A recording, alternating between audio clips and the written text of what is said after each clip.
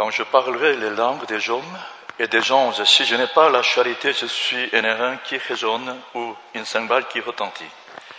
Et quand j'aurai le don de prophétie, la chance de tous les mystères et toute la connaissance, quand j'aurai même toute la foi jusqu'à transporter des montagnes, si je n'ai pas la charité, je ne suis rien. Et quand je distribuerai tous mes biens pour la nourriture des pauvres, quand je livrerai mon corps pour être brûlé, et si je n'ai pas la charité, cela ne me sert à rien. La charité est patiente, elle est pleine de bonté, la charité n'est point ambitieuse, la charité ne se vante point, elle ne s'enfle point d'orgueil, elle ne fait rien de malhonnête, elle ne cherche point son intérêt, elle ne chérit point, et elle ne soupçonne point le mal, elle ne se réjouit point de l'injustice, mais elle se réjouit de la vérité. Elle excuse tout, elle croit tout, elle espère tout, elle supporte tout. La charité ne périt jamais, les prophéties prendront fin, les langues cesseront, la connaissance disparaîtra. Car nous connaissons en partie et nous prophétisons en partie. Mais quand ce qui est parfait sera venu, ce qui est partiel disparaîtra. Lorsque j'étais enfant, je parlais comme un enfant, je pensais comme un enfant, je raisonnais comme un enfant. Lorsque je suis devenu homme, j'ai fait disparaître ce qui était de l'enfant. Aujourd'hui, nous voyons au moyen d'un miroir d'une manière obscure, mais alors nous verrons face à face. Aujourd'hui, je connais en partie, mais alors je connaîtrai comme j'ai été connu. Maintenant, dans ces trois choses demeurent la foi, l'espérance, la charité, mais la plus grande de ces choses, c'est la charité. 내가 사람의 방언과 천사의 말을 할지라도 사랑이 없으면 소리나는 구리와 울리는 꽹과리가 되고 내가 예언하는 능이 있어 모든 비밀과 모든 지식을 알고 또 산을 옮길 만한 모든 믿음이 있을지라도 사랑이 없으면 내가 아무것도 아니요 내가 내게 있는 모든 것을 구제하고 또 내 몸을 불사르게 내줄지라도 사랑이 없으면 내게 아무 유익이 없느니라. 사랑은 오래 참고 사랑은 온유하며 시기하지 아니하며 사랑은 자랑하지 아니하며 교만하지 아니하며 물에 행치 아니하며 자기 유익을 구치 아니하며 성내지 아니하며 악한 것을 생각지 아니하며 불의를 기뻐하지 아니하며 진리와 함께 기뻐하고 모든 것을 참으며 모든 것을 믿으며 모든 것을 바라며 모든 것을 견디느니라. 사랑은 언제까지나 떨어지지 아니하되 예언도 피하고 방언도 그치고 지식도 피하리라. 우리는 부분적으로 알고 부분적으로 예언하니 온전한 것이 올 때에는 부분적으로 하던 것이 피하리라. 내가 어렸을 때에는 말하는 것이 어린아이와 같고 깨닫는 것이 어린아이와 같고 생각하는 것이 어린아이와 같다가 장성한 사람이 되어서는 어린아이 일을 버려놓으라. 우리가 지금은 거울로 보는 것 같이 희미하나 그때는 얼굴과 얼굴을 대하여 볼 것이요 지금은 내가 부분적으로 아나 그때는 주께서 나를 아심 같이 내가 온전히 알리라. 그런즉 믿음, 소망, 사랑 이 세 가지는 항상 있을 것인데 그 중에 제일은 사랑이라. 아멘. Seigneur, tu bénis nous t'attendons, Seigneur, et pardonne-nous, et purifie-nous, Seigneur. Lave-nous, Père, et pitié de nous, Seigneur. 전능하신 하나님, 사랑을 감사합니다. 주님의 사랑으로 우리가 여기 있었습니다. 주님의 사랑으로 구원을 받았고 주님의 사랑으로 살기를 소원합니다. 오늘 우리에게 긍휼과 자비와 은혜를 베풀어 주옵소서. 주께 감사하며 예수님 이름으로 기도합나이다. 아멘.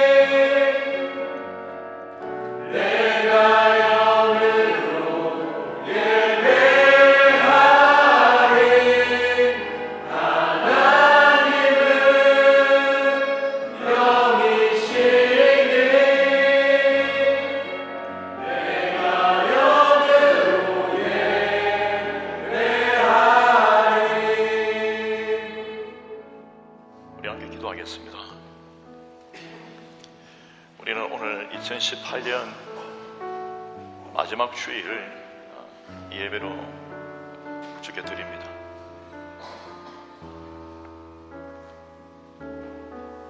오늘 묵상하고 나눈 말씀은 고린도전서 13장입니다.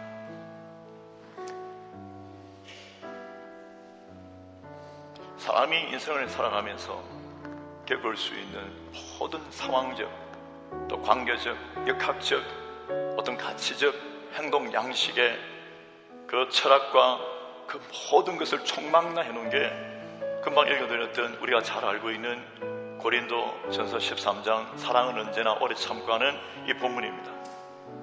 그래서 핵심은 뭐냐면 다른 그 모든 것들이 있더라도 사랑이 없으면 다 헛사다, 아무것도 아니다. 예언을 하고 능력이 있고 모든 비밀도 알고 지식도 있고 산을 옮길 만한 믿음도 있고 남을 구제하고 도와주고 뭐 다 하는 거예요. 그리고 능력도 대단하고 모든 게 다 대단하지만 아무리 난 사람에게 뭘 하더라도 사랑이 없으면 아무것도 아니다. 그리고 사랑이 있으면 참는 거예요.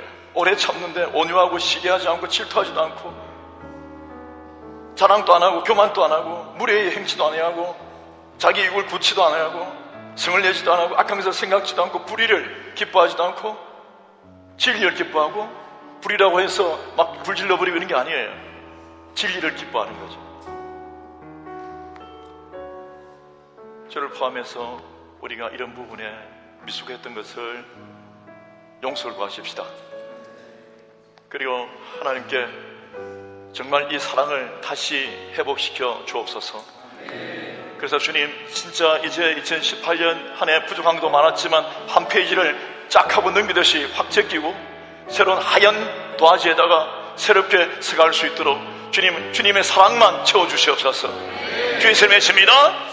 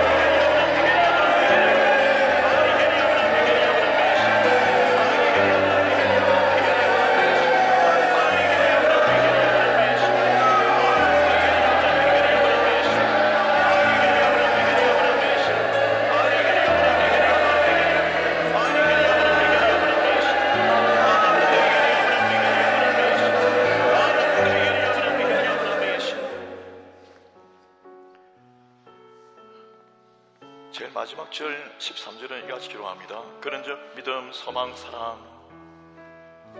믿음, 소망, 사랑.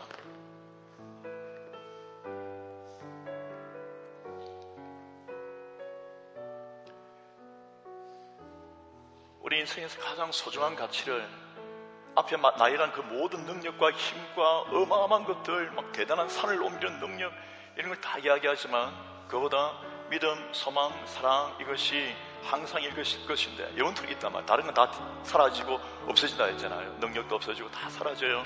젊음도 돈도 명예도 다 이 세상 모두 다 사라지는데 영원히 남는 게 뭐냐면 믿음, 소망, 사랑이에요. 그 중에 제일 큰 것은 사랑입니다. 근데 만약에 우리가 이것을 진부하게 여긴다든지 가볍게 여긴다든지 소중하지 않게 여기고 다른 것들 소중하게 여긴다면 기독교 가치관이 아니고 진리를 모르는 거고요. 그런데 이 믿음, 소망, 사랑인데 믿음을 대신해서 여러분 믿는다는 게 얼마나 소중합니까? 믿어주니까 믿으니까 되거든요. 근데 믿음을 대신해서 의심, 불신을 해보세요. 그러면 거기에서 발생되는 모든 낭비가, 에너지가, 고통이, 비참함이 그 안에서 상실되니 미국 대통령과 북한의 지도자가 충돌함이 어디에 있습니까? 서로 불신하기 때문이죠. 믿어보십시오. 저렇게 질질 끌지 않을 거요. 믿어보십시오. 그렇게 돈도 들지 않고 담벼락 칠 일도 없고요. 가시 멸망 두고 유리병 끼어서 위에 꼽아놓을 필요도 없을 거요. 철조망 할 필요도 없을 거요. 믿으니까. 그런데 불신하니까 뭡니까? 총을 갖다 놓고 막 그렇게 하는 거죠. 그래서 여러분 믿음의 은혜가 있기를 바랍니다. 그 정말 하나님을 믿는 이 믿음 안에서 발생되는 그 모든 믿음들이 사람 관계 속에서 또 미래의 2019년도를 향하여 불안을 대신하여 믿는 걸, 의심을 대신하여 믿는 걸, 두려움을 대신하여 믿으시길 바랍니다. 믿어야 두려움이 떠납니다. 믿어야 의심이 떠납니다. 소망을 대신하여 절망이 떼보십시오. 낭망이 끝났다, 안 한다, 이제 못한다. 거기는 여러분 다음이 피지 않습니다. 실수할 수 있죠. 실패할 수 있죠. 낙방할 수 있죠. 미끄러질 수 있죠. 불타버릴 수도 있죠. 깨어버릴 수 있죠. 죽은 자라도 사람들은 한번 살아났으면 하는 마음이 있는데 왜 우리가 소망을 버리겠습니까? 절망을 대신하여 소망이 있기를 축원합니다. 소망이 넘치기를 축원합니다. 소망이 넘치기를 축원합니다. 사랑을 대신해서 미움이 있다고 생각해 보십시오. 미움이 도사린 자리에는 아까 말씀드렸던 사랑의 능력, 사랑이 최고다는 것에 그 모든 능력을 반대하는 이상한 일들이 날 거예요. 미움이 차지한다면, 정오가 차지해버린다면, 어떠한 이유를 막론하고 정오가 차지해버린다면 사랑이 줘야 될 그 위력이 사라질 겁니다. 오늘 우리는 주님 앞에 같이 기도하십시다. 주님, 사랑을 비롯하여 이 믿음과 소망을 제게 심으셔서 제가 그동안 잘못한 그 가장 부족했던 것, 아니 가장 부족했던 인생은 아마 여기선 죄라고 생각을 합니다. 오늘 하나님께 같이 기도하십시다. 하나님, 정말 2018년을 한 장 제끼고 새롭게 시작할 수 있도록 2019년도 믿음, 소망, 사랑이 넘치게 하여 주옵소서. 그래서 모든 부족했던 그 모든 것들이 뛰어넘는 초월적 은혜가 임하게 도와 주옵소서. 주 이름을 외칩니다.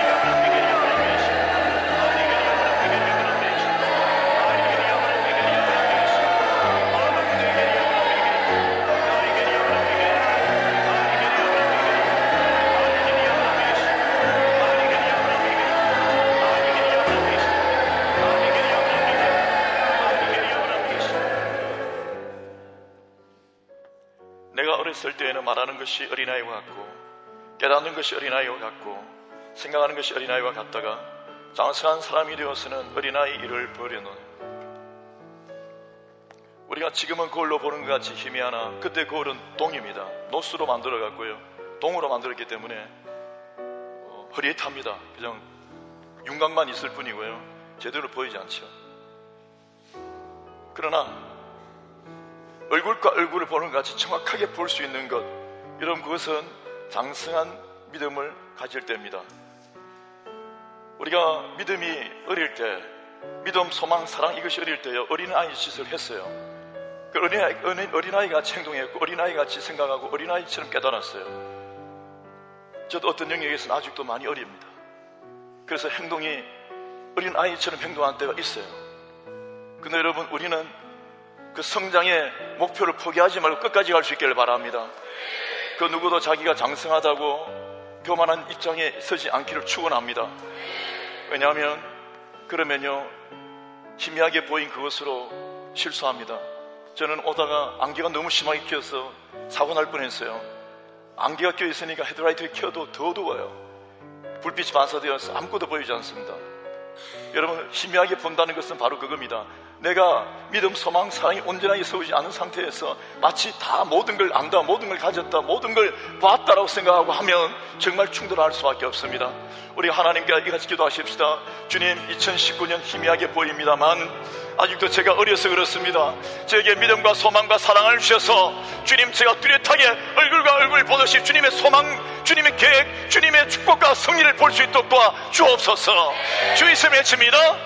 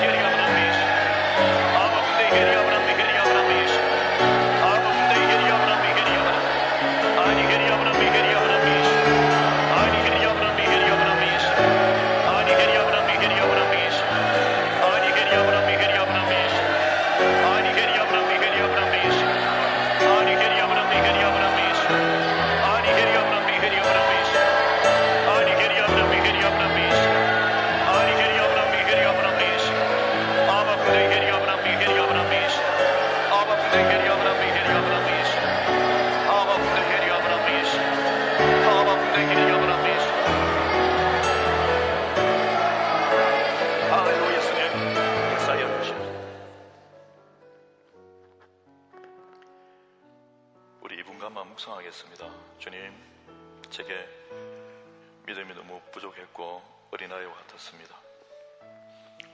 그래서 때로는 자랑도 했고 무리에 행하기도 하고 교만하기도 했고 제 유익을 구하기도 했고, 주님, 또 제가 소망이 없어서 절망 가운데, 낭만 가운데 모든 것 다 끝난 것처럼 그렇게 행동했습니다.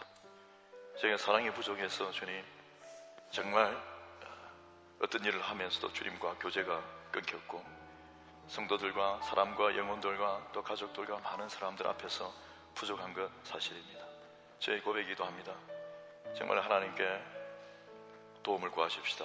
주님, 믿음과 소망, 사랑이 넘쳐서 제 영혼이 정말 잘되게, 풍성하게, 윤택하게 하시고 저로 말미암아서 일어나는 모든 인생의 주변에 있는 모든 관계들이, 모든 사람들이 어떤 기적의 능력, 어떤 은사, 그 무엇보다 어떤 선행, 사회적인 것, 윤리적인 것, 그 어떤 것보다 주님, 제 인생 속에서 일어나는 이 소중한 것들이 열매 맺게 되게 도와주옵소서.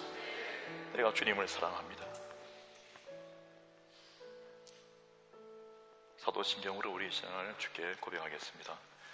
전능하사 천지를 만드신 하나님 아버지를 내가 믿사오며 그 외아들 우리 주 예수 그리스도를 믿사오니 이른 성령을 잉태하사 동정녀 마리아에 나시고 본디오 빌라도에게 고난을 받아서 십자가에 못 박혀 죽으시고 장사한 지 사흘 만에 죽은 자 가운데서 다시 살아나시며 하늘에로서 전능하신 하나님 우편에 앉아 계시다가 저리로서 산자와 죽은 자를 심판하러 오시리라. 성령을 믿사오며 거룩한 공예와 성도가 서로 겨루는 것과 죄를 사하여 주시는 것과 몸이 다시 사는 것과 영원히 사는 것을 믿사옵나이다. 아멘. 할렐루야. 옆에 분에게 한번 인사합시다. 지난 한 해 참 제게 큰 위로가 되었습니다. 내년에도 변함없이 저를 위로해 주십시오.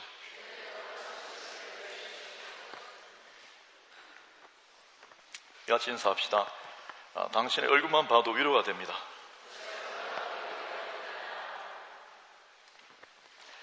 여러분, 오늘 말씀은 좀 짧게 제가 하겠습니다.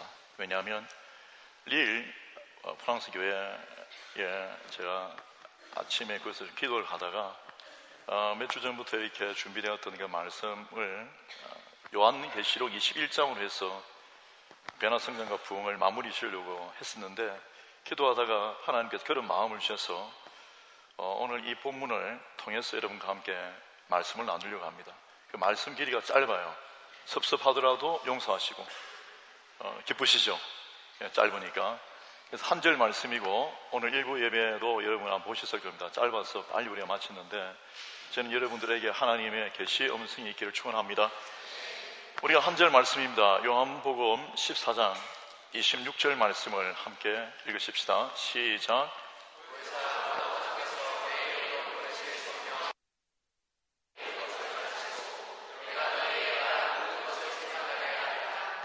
아멘. 여러분, 성령께서는 제가 잠깐 설명을 드리는 겁니다. 파라클레토스라고 해서 보혜사, 우리를 이제 데팡세, 변호, 보호 하시는 분이고요. 또 공딕테, 우리를 인도하시는 분이시고, 또 우리에게 프로페서, 가르치시는 분이시고, 또 오늘 여러분과 나누기 원하는 이 포커스는 꽁슬라테, 위로자십니다. 카운슬러가 위로자죠. 위로자. 그래서 이 위로자라고 하는 제목으로 여러분과 말씀을 나누겠습니다. 성령께서 친히 우리와 함께 하심으로 부흥이 큰 은혜가 있기를 축원합니다. 같이 제목 한번 읽겠습니다. 시작. 대표 인사합시다. 당신 너무 좋은 위로자십니다.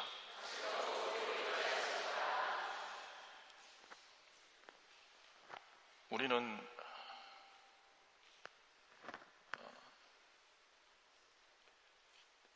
여러분은 설교자가 아니시나서, 혹시 이 중에 설교자는 안 계시죠? 목사님들 없어요? 안 계시죠? 전도사님 계시죠? 그래도 여러분들이 책임 맡은 분들은 또 설교를 하고 계시잖아요. 평신도 지도자로서 훈련도 받고 하실 텐데,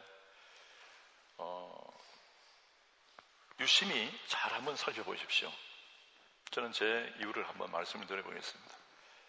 여러분, 설교자는 설교를 방해받는, 설교를 하지 못하는, 오늘 설교 죽 섰다, 망했다 하는, 제가 설교 망한 거 보셨습니까?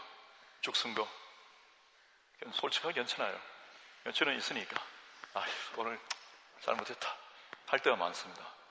왜냐하면 때로는 이제 그래요. 그게 불어로 준비했다가 불어로 묵상하고 했다가 한국말로 할 때는 이게 안 돼요. 자, 그러면 뭔가 안 좋아요.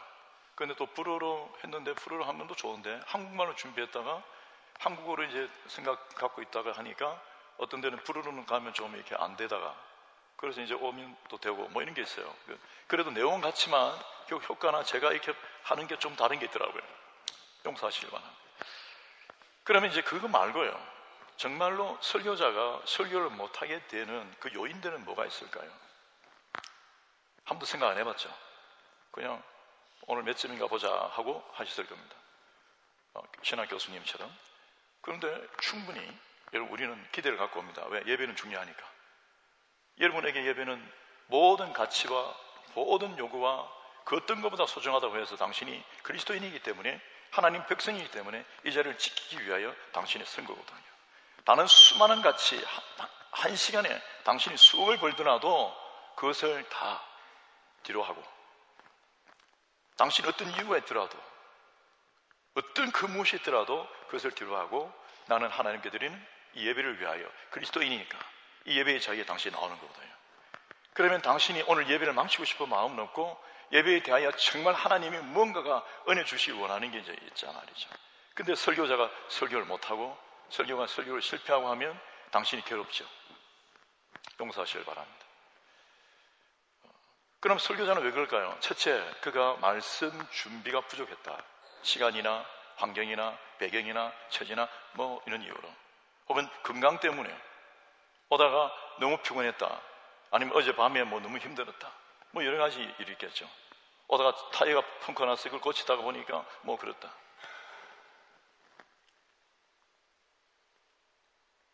그럼 또 하나는 본인의 어떤 내재적인 문제들이 정립되지 못하고 어떤 갈등과 문제와 양산되면서 그게 성령께 집중하지 못해서 어떤 일이 발생할 수 있습니다. 또 하나는 여러 가지 본질을 들 수 있는데 하나님이 은혜를, 하나님의 메시지를 하나님께서 말씀해 주시지 않는 거예요. 그러니까 힘든 거예요. 더 무서운 것 중에 한 개는 뭐냐 하면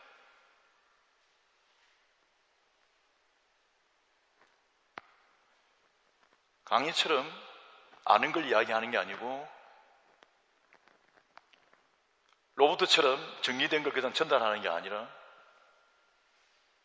영의 일을 맡아서 하는 일이거든요. 이 영적인 거거든요. 저도 기도하면서 주께 떨면서 왔습니다. 20년째 설교하면서도. 그런데 악한 영이 있습니다. 악한 영이 방해를 하죠. 오늘 은혜 못 받게 할 거야. 오늘 너 설교 망치게 할 거야. 오늘 예배 망치게 할 거야 하면서 그 요인들을 가지고 막 누르는 거예요. 우리는 그냥 안 보이는 예배를 하는 것 같지만 보이지 않는 곳에서 어떤 영향력이, 어떤 공격이 있어요. 이래서 여러분, 설교자가 이런 종합적 이유로 설교를 끝내 성공시 못하고 흔들리는 경우가 많습니다.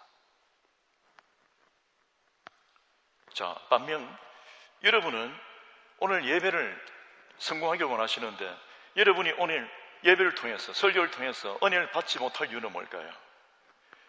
여러분, 이 예배는 피아노도 반주도 기타도 또 모든 성గిం들 다 있죠? 다 소중하죠? 그런데 이 예배는 그들이 하는 게 아니라 우리 모두가 하는 겁니다. 모두가 다 하나가 어우러져서 하나님께 영광을 돌리며 서로가 연결되어서 예배를 드리는 것. 오늘 설령 처음 예배에 오신 분이라 할지라도 우리는 하나가 되어서 예배를 드리는 것이죠. 그런데 여러분, 말씀과 말씀을 통하여 하나님이 하나 되게 하고 교제하게 하고 하나님께 집중하게 하며 그 동시에 우리가 하나가 되고, 그래서 교회가 세워지고 우리가 성장하고 은혜를 받고 주 안에서 마귀와 세상을 이기는 힘이 나타나는 건데요. 그런데 만약에 말씀이 저지되고 말씀이 들어가지 않으면, 영양분이 들어가지 않아서 힘이 없는 것보다, 혹은 전기가 공급되지 않아서 뭐가 캄캄하고 기계가 작동하지 않는 것보다 더 위험한 상태가 우리 삶 속에 있지요. 그래서 말씀을 듣지 못하게 하는, 방해하는 이유가 뭘까요? 그 당신 생각해 보세요. 어젯밤에 뭐 밤새도록 뭘 했어요. 그것 때문에 피곤해요. 오다가 미끄러졌어요. 오다가 두 사람이 싸웠어요. 다투었어요. 지하철에서 나쁜 일이 있었어요. 기분 나쁜 일이 있었어요. 감정이 지금 다른 데 가 있어요. 조금 있다가 오후 4시 반에 지금 기차 타고 가야 되는데 목사님 아직 설교 본문도 하지 안 했어요. 시작도 안 했어. 그러니까 마음이 딴 데 가 있는 거죠. 이거 뭐 하느냐고 막 하고, 그러니까 설교가 이제 안 들리는 거예요. 여러분, 그 외에 많은 이유가 있습니다만 그 외에 우리 안에 하나님께서 원하시는 그 중심을 갖고 있지 않을 때 그런 작용들을 통해서 죄나 세상 정욕이나 혹은 그런 부분들이 우리 모든 걸 다 망쳐놓죠. 그리고 동일하게 설교를 방해하는 가장 큰 이유 중에 한 개는 뭡니까? 마귀예요. 당신이 졸립게 한다고, 듣기 싫게 한다고, 아무것도 못 듣게, 여러 가지 이유 속에서 절대 말씀을 듣지 못하게끔 방해해버립니다. 마음을 완전히 닫게 해버린다고. 나는 오늘 예배하러 왔는데, 진짜 예배할 건데 근데 여러분, 그 중요한 것은 환경 때문에 우리가 장애를 받으면 당신은 오늘은 뭐 그래요, 내일은 좋을 거예요, 다음에 또 문제 생깁니다.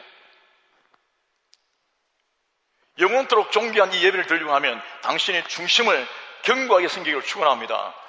중심이 중요한 거예요. 그래서 당신이 정말 기도하고 하나님 안에서 하나님 오늘 정말 제게 예배할 수 있도록 도와주세요. 아멘이십니까?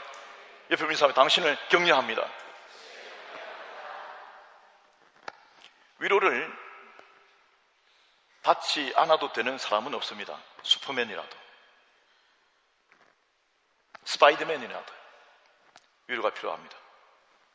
아, 저 사람 건강하고 힘 좋고 대단하고 뭐 부자인데 무슨 위로가 필요할까? 스타인데.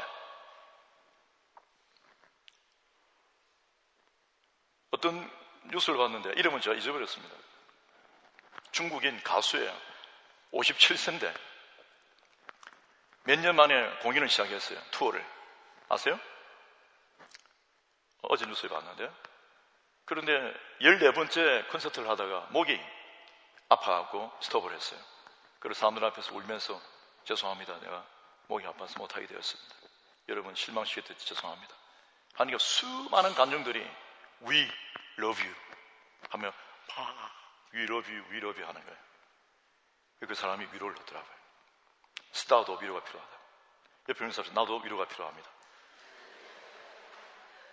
근데 그 위로가, 여러분, 위로자는, 그 위로는요 너무 중요합니다. 인간적으로 사람을 위로하면 그 사람과의 관계가 돈독해집니다. 그리고 그 위로 속에서 그 위로라고 하는 그 내용이 어마어마한 구성들을 많이 갖고 있어요. 근데 우리가 그것에 대하여 구분할 줄 알아야 됩니다. 여러분, 우리는 많은 차원을 이야기합니다. 디멘션이 다르다 이럽니다. 교육적 차원이냐, 경제적 차원이냐, 학문적 차원이냐, 아니면 사회적 차원이냐, 아니면 물리적 차원이냐 쫓아서 완전히 달라져요. 목적도, 존재하는 방식도, 이론도, 개념도, 접근하는 모든 어프로치가 달라지는 것이죠. 만약에 이 위로를 우리가 인간적으로 하면, 인간적으로는 어떨까요? 예를 들어서 경제적 위로를 한번 설명해 보겠습니다. 제가 식당에 갔습니다. 배가 고픕니다. 금식만 한 다음에 갔어요. 근데 사람들이 막 반겨주면서 저에게 음식도 주고 물도 따라주고 뭐 디저트도 먹으라 하고 더 먹으라 하고 그랬는데 자꾸 잘해줘요. 그래서 기분이 좋습니다. 아, 정말 잘해주네. 그리고 막 숨겨주고 그러니까요. 그 위로를 받죠. 음식도 위로가 되지만 이분들의 모든 분위기도 위로가 됩니다. 근데 그거는 왜 그래요? 안에 목적이 뭐예요? 경제죠. 상업이죠. 여러분, 어떤 목적이 있기 때문에 그렇게 그 목표를 두고 다가서서 하면요, 그런 게 일어나는 거죠. 인간적 위로도 마찬가지입니다. 그 다양한 방법들이 있어요. 가족은 가족들끼리 가족적 차원에서의 위로가 있어요.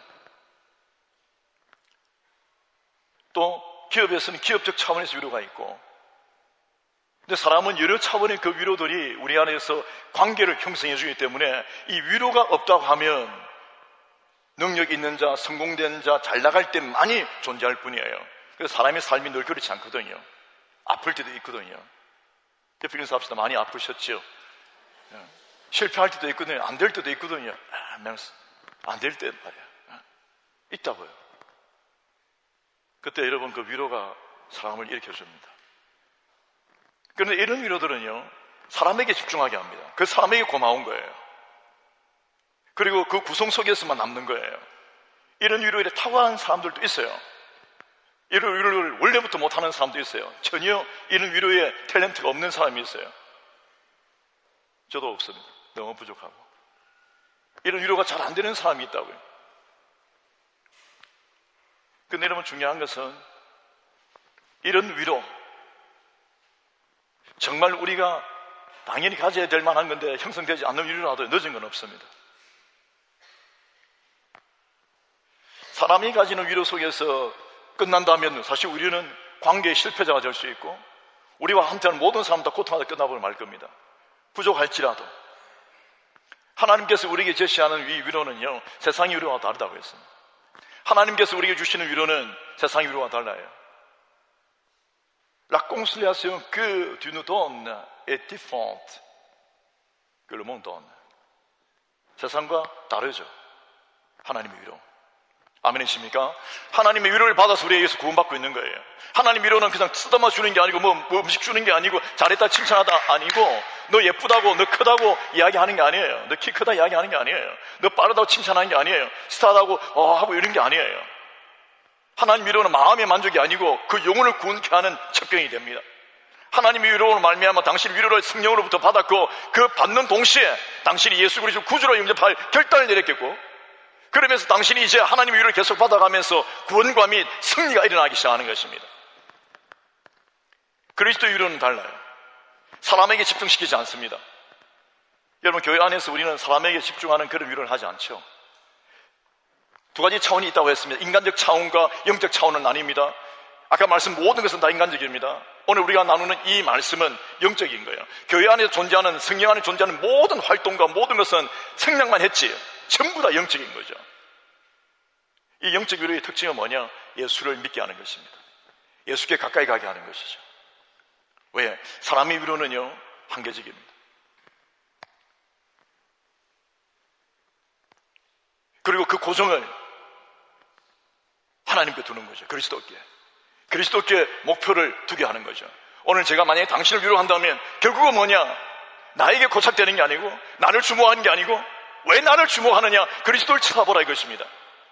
그 당신이 그리스도를 쳐다봄으로써 그리스도께로 받던 성령으로 받던 내가 받은 이 위로를 당신에게 전달할 때 당신이 하나님의 위로를 직접적으로 받아올 수 있도록 그 당신이 하나님께 위로를 진짜 받을 때 그때 역사가 일어나는 거죠. 왜냐하면 우리 모든 인간은 한계적입니다.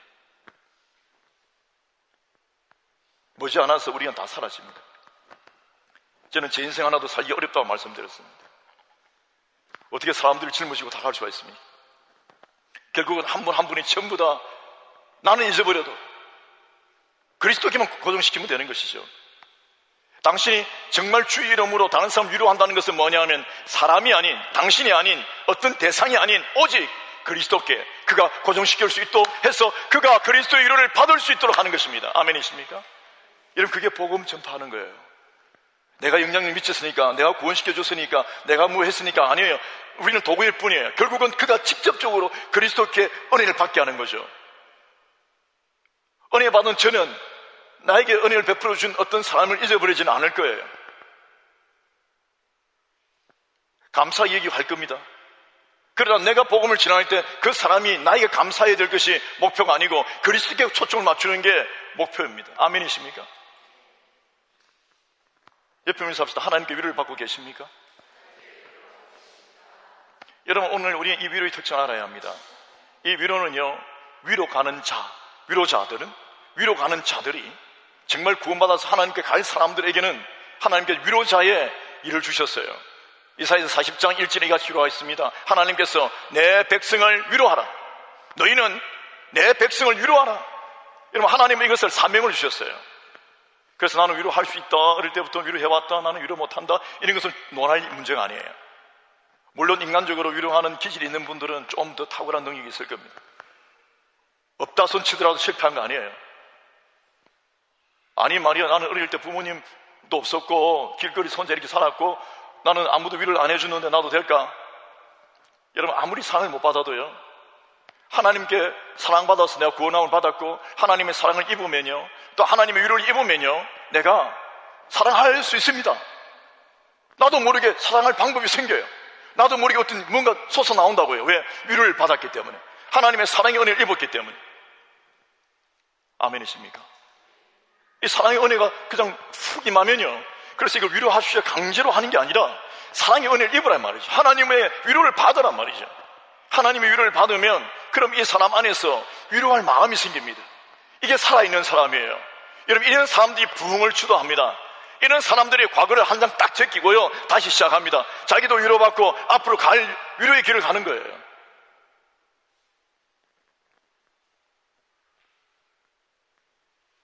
옆에 인사 합시다. 당신을 위로하기를 원합니다.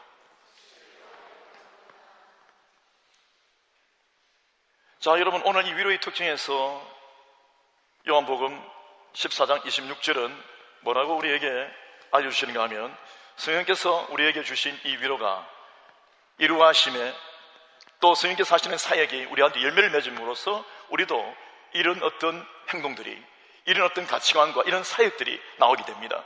그게 뭐냐면요, 성령님께서는 우리에게 모든 것을 가르치십니다. 이게 주님의 위로하시는 방법이에요. 이런 위로는 된다, 뭐 안 되는데, 죽는데 말이에요, 그냥 놔두고 이래 하는 위로가 아니에요. 근거가 있어야 돼요. 진리에 근거한, 하나님 말씀에 근거한. 그냥 무작정 그냥 괜찮다 괜찮은 게 아니에요. 그건 위로가 아니에요. 인간적이죠. 감정적이죠. 조금 지나면 그냥 바닥에 드러날 거예요. 조금 지나면 아무것도 아니에요. 진짜 중요한 위로는 확실한 하나님의 말씀에 근거가 있어야 합니다. 하나님께서는 어떻게 하시는가 하면 모든 것을 가르치십니다. 아멘이십니까? 하나님께서 우리에게 가르쳐 주셔야지, 내가 그걸 깨달아야지 위로가 돼요. 알아야 된단 말이죠. 큰 위로 받으시길 축원합니다. 그리고 나서 여러분, 이 가르치심과 함께 내가 하나님으로부터 입었던 은혜, 또 주께서 말씀하신 그 모든 것, 이것이 기억나게 합니다. 합별입니다. 상기시킵니다. 그래서 막 돌아갑니다. 그래서 갑자기 눈물이 막 나요. 과거에, 야, 감사하다. 내 출생이 이랬구나. 그 아픔이 이랬구나. 아, 그래서 이랬구나. 그래서 이랬구나. 아, 이랬구나. 오늘 제가 차 타고 올라오는데 차 안에서 아, 이래서 이랬구나. 감사했습니다. 성령께서 위로해 주시는 거죠. 옆에 면서 합시다. 하나님께서 당신을 위로하십니다. 그럼 여러분, 우리도 어떻게 되냐면 인간적 위로고 그냥 뭐 니 된다 이런 게 아니에요. 정말 하나님 안에서 인간적으로 치닫다가 인간적으로 끝나고 성공하고 끝나고 뭐 대단하다 이게 아니라, 감정적으로 친해지고 우리 둘이만 직결되고 해서 태망의 길로 가는 게 아니라 그리스도께 집중하도록 하고요, 그 안에서 하나님의 가르침을 줘야 합니다. 형제여, 하나님께 당신과 함께 하십니다. 그리고 예배는 이렇게 하면 좋겠습니다. 그리고 이거는 다른 사람을 괴롭게 하는 게 아니에요. 명령하는 게 아닙니다. 선생되어서 가르치려고 하는 그런 태도가 아니에요. 그 사람을 정말 돕기 위하여. 어떤 사람이 술을 계속 마셔서 엉망이에요, 몸이. 그런데 위로한다 치고 뭡니까? 그냥 뭐 죽이나 좀 끓여주면 됩니까? 죽을 끓여줘야 되죠. 그러나 그게 가르침이 필요하다고요. 그 가르침은 뭡니까? 술을 먹으면 힘드니까 좀 줄일 수 있도록 했으면 좋겠습니다. 그게 권고예요. 저도 옛날에 그랬는데 하나님께서 기회를 주시는 거죠. 그래서 저도 그랬는데 이렇게 해서 이렇게 좋아졌고요. 이런 유익이 있습니다. 성령의 인도하심을 쫓아서 하나님을 경외함으로 그 사람을 사랑하고 그 영혼을 살려내기 위하여 매우 어려운 이야기지만 그 이야기를 하는 거죠. 그 사람의 감정을 해치지 않기 위하여 아무 말 타지 않는 것은 선한 위로가 아니에요. 그건 인간적인 거예요. 영적인 것은 그 사람이 정말 살 수 있도록, 하나님과 고치가 되어 갈 수 있도록, 지금 분위기 봐서 내가 콘서트 하듯이 다른 사람이 박수를 받아내기 위함이 아니라 이 사람들 구원하기 위하여 정확한 그 말을 해낼 수밖에 없는 것, 그 마음이 아파도 찔려도 어쩔 수 없는 거예요. 여러분, 그게 위로자의 특징입니다. 그래서 떨어졌던 그 말씀은 언젠가 때가 되어서 어떤 자기의 어떤 변화가 있든지 결단이 있든지 또 성령의 역사심이 있을 때 그때 깨달아져서 그 안에 어떤 결단들이 날 수 있도록 하는 것, 그래서 진짜 위로자이신 예수 그리스도께 들어올 수 있도록. 아멘이십니까? 여러분, 그 일을 하는 게 복음 전파하는 것이요, 그게 그리스도인의 삶이에요. 그리스도인적 위로자는 이런 것입니다. 우리가 하나님께 위로를 받으면서 그래 또다시 똑같이 세상에 아니거든요. 우리는 하나님께 위로를 받으면 어떻게 합니까? 세상에서 술을 마시고 막 그래서 나중에 그 해장국 마시고 한 사람 또 술을 마신다고요. 해장국 먹으면서 또 술 마셔요. 근데 우리가 뭡니까? 위로를 받으면 다시 그 실수와 그 아픔을 반복한다 손 치더라도 우리는 알아요. 이러면 안 된다는 거예요. 조심해요. 좀 더 반복한다 치더라도 우리 마음에 찔림이 있으면서 이러면 안 된다는 거라고 결단이 있으면서 주저하고 또 멀어지고 또 멀어지고 또 멀어지고 또 멀어지는데 어느 순간에 그냥 확 멀어질 것입니다. 할렐루야. 왜? 하나님의 위로를 받으면 그 안에 가르침이 있기 때문에, 진리의 가르침이 있기 때문에. 시간은 좀 걸려도요, 성령이 이기십니다. 아멘이십니까? 성령이 모든 문제를 이기십니다. 모든 연약함을 이긴다고요. 그래서 여러분, 성령으로 위로하는 것, 이것은요 반드시 기도가 필요합니다. 하나님의 말씀과 기도와 오늘 본문의 말씀처럼 말이에요, 가르쳐야 돼요. 막 선생님을 가르치는 게 아닙니다. 말씀드렸지 않습니까? 아주 조심히 가르쳐야 돼요. 어쨌든 옆에 있는 사람 제발 저를 좀 가르쳐 주세요. 하나님 말씀에 근거하여, 세상을 가리키는 게 아니라 하나님 말씀에 근거하여 가리키는 겁니다. 그러면 하나님 안에서 우리가 그 위로의 결과인 평안을 얻게 됩니다. 평안을 너희에게 끼치노니 곧 나의 평안은 너희에게 주노라. 내가 너희에게 주는 것은 세상이 주는 것 같이 아니하리라. 너희는 마음에 근심도 말고 두려워하지도 말라. 아멘. 하나님의 위로를 받으면 이렇게 되는 거예요. 근심 스톱. 두려움도 없어요. 불안한 것도 없어요. 두려움이 없습니다. 세상은 이거 못 줘요. 세상은 지금 잠깐 그럴 뿐이에요. 사람이 주는 건 잠깐 그럴 뿐이에요. 감정적이고 경제적이고 사회적이고 인간적으로 문화적으로 정치적으로 하는 것은 그것뿐이에요. 세상의 위로에 빠지지 않기를 축원합니다. 그럼 여러분, 하나님의 이 위로의 특징은 말씀 정리해 보겠습니다.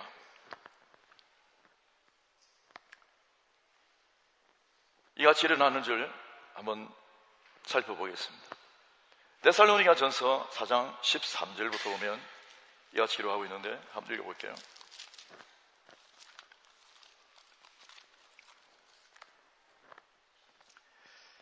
형제들아, 자는 자들에 관하여는 너희가 알지 못함을 우리가 원치 아니하노니 이는 소망 없는 다른 이와 같이 슬퍼하지 않게 하려 함이라. 우리가 예수의 죽었다가 다시 사심을 믿을진대 이와 같이 예수 안에서 자는 자들도 하나님이 저와 함께 데리고 오시리라.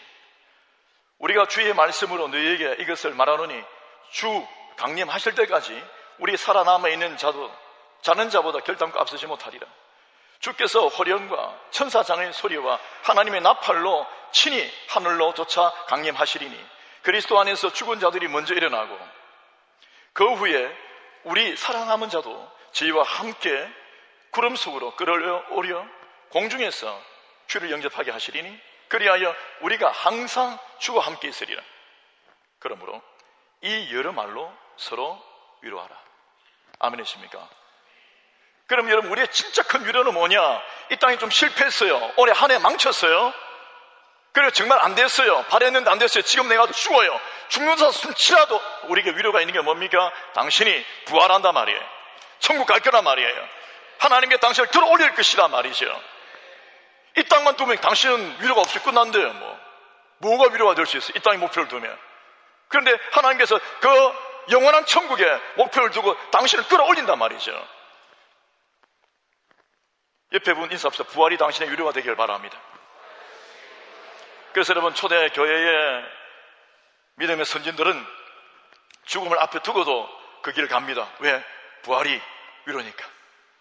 그 젊은 날에 죽음을 길을 가면서도요, 어차피 부활할 거니까, 하나님께서 우리와 함께 하시니까. 그래서 성도끼리 계속해서 마라나타며 주 예수여 어서 오십시오 하며 서로 교제하는 거예요. 위로하고. 우리의 위로는요, 그리스도 예수 안에서 그리스도를 중심으로 위로하는 겁니다. 돈이 먹는 게 위로가 아니고 그리스도가 위로죠. 아멘이십니까? 옆에 있는 사람, 당신도 내게 위로가 됩니다. 빌레몬서로 마치겠습니다. 빌레몬서 1장 4절부터 7절을 읽어드리겠습니다. 내가 항상 내 하나님께 감사하고 기도할 때에 너를 말함은 주 예수와 및 모든 성도에 대한 내 사랑과 믿음이 있음을 들었음이니 이로써 내 믿음의 교제가 우리 가운데 있는 선을 알게 하고 그리스도께 미치도록 역사하느니라. 빌레몬이라는 사람은 종이에요. 하나님의 종인데 존귀한 하나님의 사람이죠.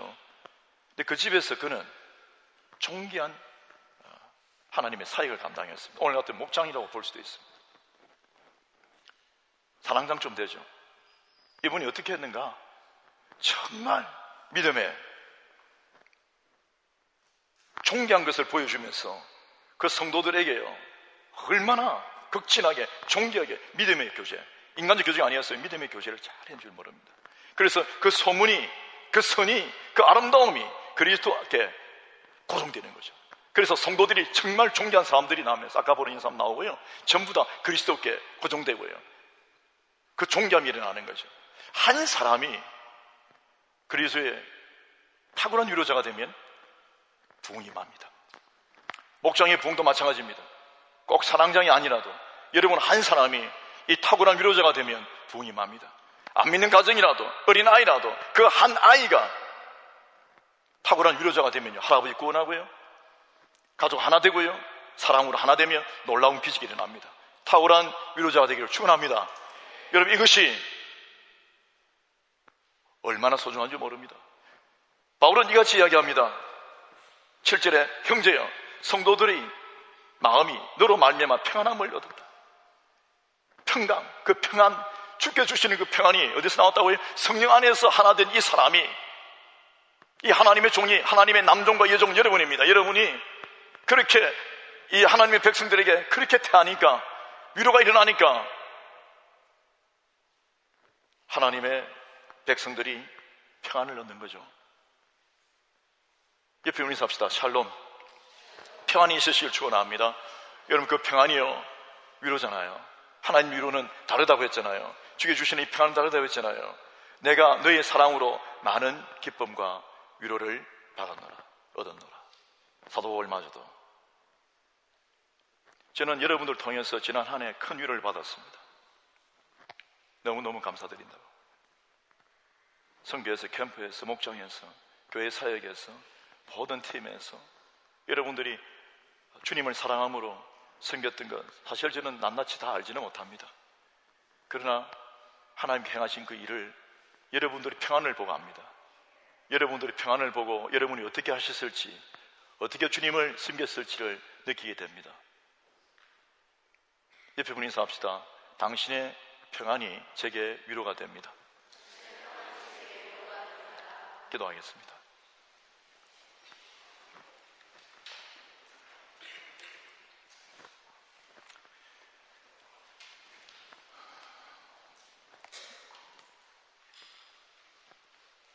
연말이니까 제가 여러모로 돌아보면서 제가 목회자로서, 책임자로서 잘못한 부분들이 많이 진심으로 생각이 납니다. 그리고 2019년 새롭게 하기를 결심을 하고 주의 은혜를 누구 때보다 간구하고 있습니다. 20주년을 보내고 21주년을 맞이하면서 그 숫자가 전부는 아니겠지만 그래도 마음가짐이 다릅니다.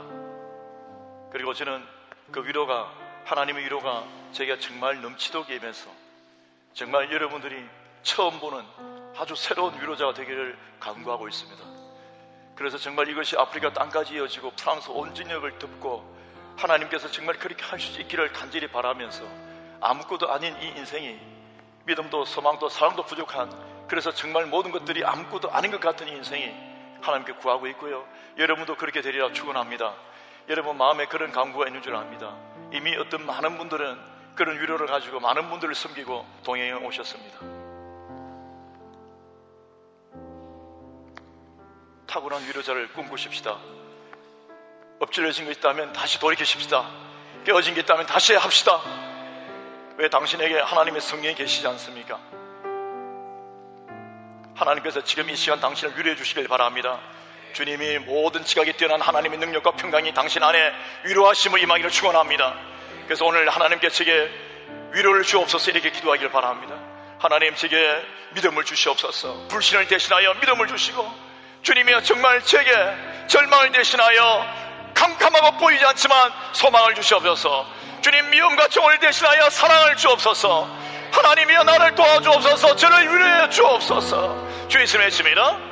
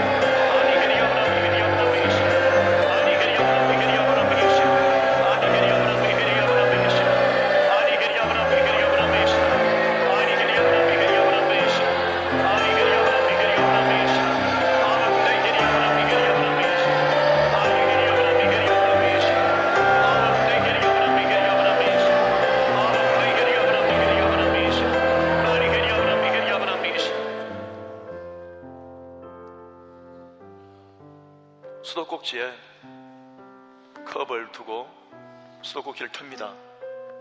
그런데 아무리 오랜 시간이 지난다고 해도 컵의 물이 세수도야의 물이 되진 않아요.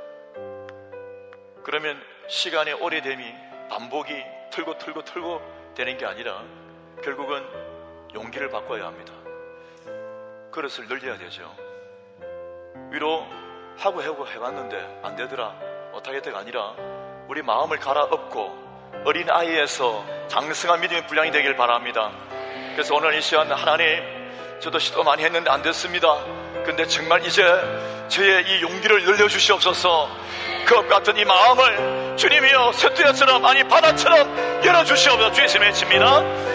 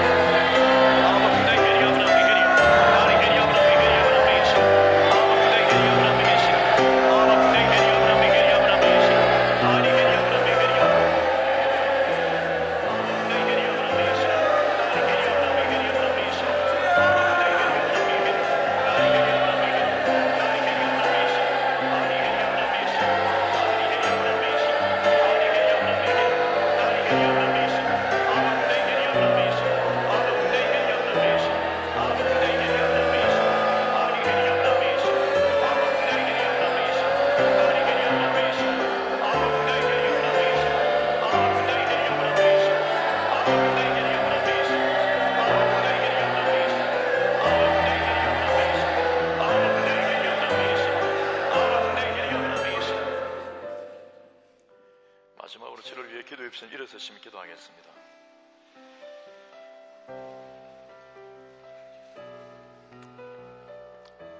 가족을 위로하십시다. 그리고 옆에 있는 분들을 위로하며 기도하십시다. 우리가 많은 기도를 해봤는데요, 오늘 2018년 주일 마지막 기도 시간이네요. 큰 의미를 부여하기도 그렇지만, 그러나 우리 마음을 결정하기에 하나의 또 모티브가 되지 않습니까? 그래서 하나님, 제가 그동안 잘못했던, 부족했던, 소홀했던, 연약했던 그 모든 영역에 대하여 용서를 구합니다. 그리고 내 사랑하는 이들을 위로하고 형제 자매들을 위로하고, 이 위로하심의 은혜가 넘쳐서 제 모든 삶의 능력이 나타나고, 그 믿음, 소망, 사랑을 통한 하나님의 놀라운 일들이, 기적을 일으키는 일이 일어날 수 있도록 2019년 부흥보고서는 위대할 수 있도록 도와주시옵소서. 당신이 지금 위대한 위로자가 되었으면, 이 마음만 품는다면 2019년이 지날 때 여러분 보실 겁니다. 정말 이 사람이 구원도 하고요, 성공도 하고 승리도 하며 놀라운 일을 일으키고 수많은 영광을 돌리며 기적과 간증들이 쏟아나오고, 이제 시작입니다. 당신 안에 위대한 하나님의 역사하심에 축원합니다. 우리 형제자매를 위하여 충만한 마음으로 위로하며 주의 이름을 외칩니다.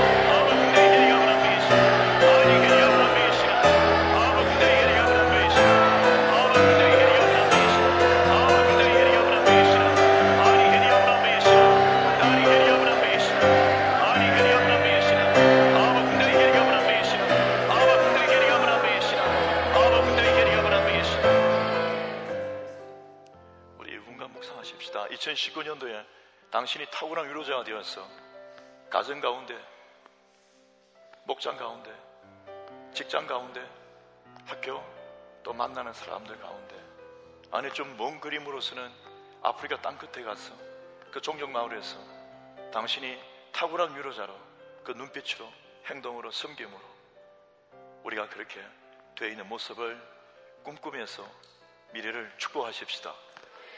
한번 바라보시고 축복하시길 바랍니다. 그 누군가를 생각한다면 그를 위하여 축복의 눈빛도 위로로 비춰주시길 바랍니다. 그런 평강도 임할고요, 놀라운 기적이 일어날 겁니다. 끝난 건 아무것도 없습니다. 끝난 건 아무것도 없습니다. 하나님께서 당신과 함께 하실 겁니다. 전능하신 하나님께서 당신을 일으킬 것입니다. 주님의 위대하심이 반드시 역사할 겁니다. 우리를 구원하신 주님, 지금까지 우리를 인도하신 주님을 생각하십시오.